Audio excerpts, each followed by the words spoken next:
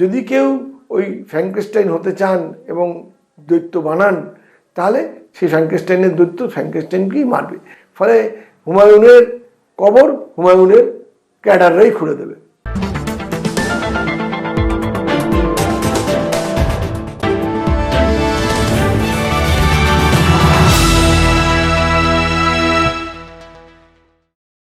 হুমায়ুন কবিরের নতুন দল থেকে মুর্শিদাবাদের বেলডাঙ্গা কাণ্ড, নিজের স্পষ্ট অবস্থান ব্যাখ্যা করলেন বাসুদেব ঘটক।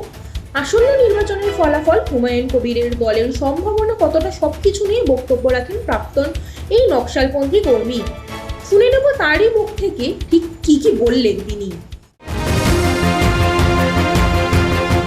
এনআইএ গতকাল বেলডাঙ্গা দাঙ্গার মামলার দায়িত্ব নিয়েছে।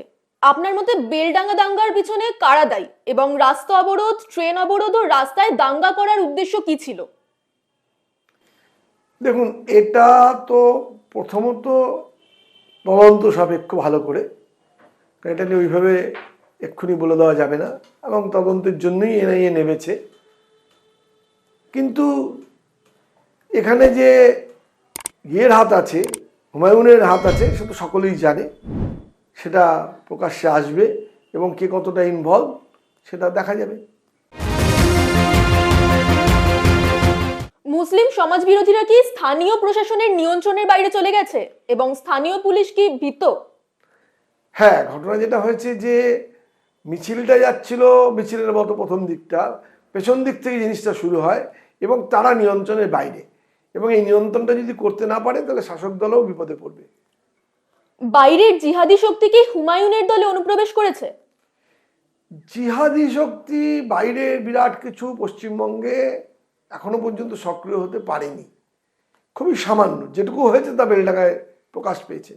আর কোথাও বাইরের থেকে জিহাদি শক্তি আসছে এবং ঢুকছে।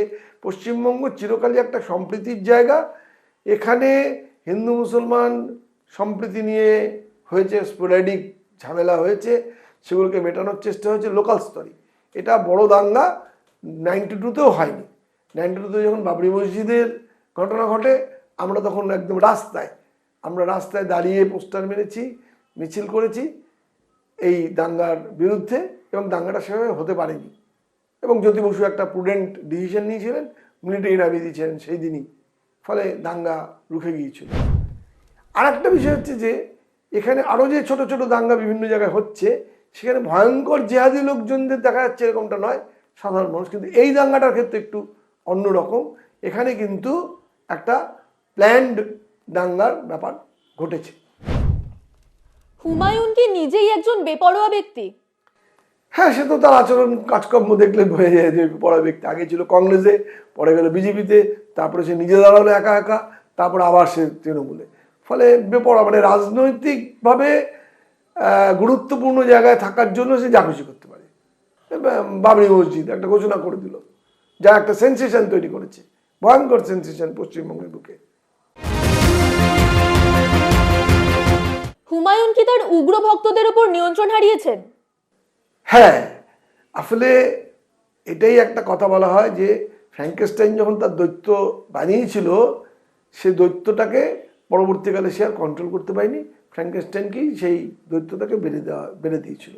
ফলে যদি কেউ ওই ফ্র্যাঙ্কেস্টাইন হতে চান এবং দৈত্য বানান, তাহলে সেই ফ্র্যাঙ্কেস্টাইনের দৈত্য ফ্র্যাঙ্কেস্টাইনকেই মারবে। ফলে হুমায়ুনের কবর হুমায়ুনের ক্যাডাররাই খুঁড়ে দেবে। হুমায়ুন কি নিজের ইচ্ছায় কাজ করছেন নাকি বিজেপি বা তৃণমূল কংগ্রেসের নীরব সমর্থন পাচ্ছেন? কার সমর্থনে কাজ করছেন তিনি?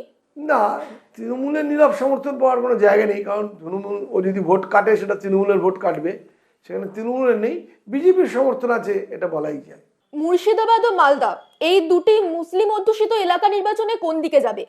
এটা কি হুমায়ুন, তৃণমূল কংগ্রেস নাকি কংগ্রেসের দিকে যাবে?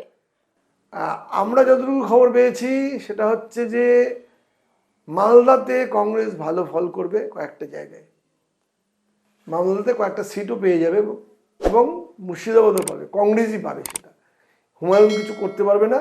হুমায়ুন বরং যে ভোট কেটে দিয়ে হয়তো কংগ্রেসের একটা দুটো সিট বাতিল করে দিতে পারে, কারণ কংগ্রেস তো মুসলিম ভোটটা পায়।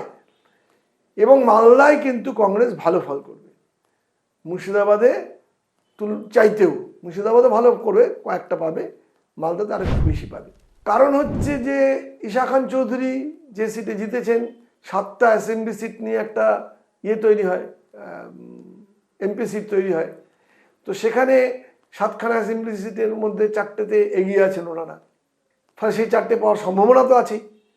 তার সঙ্গে যদি এলাকায় এমপি থাকলে তার তো কিছু সুবিধে থাকে, তার মানুষকে কিছু পাইয়ে দেওয়ার ব্যাপার থেকে, সুবিধা পাইয়ে দেওয়ার ব্যাপার থেকে, মানুষ এলাকার উন্নতি করার সুবিধা থাকে।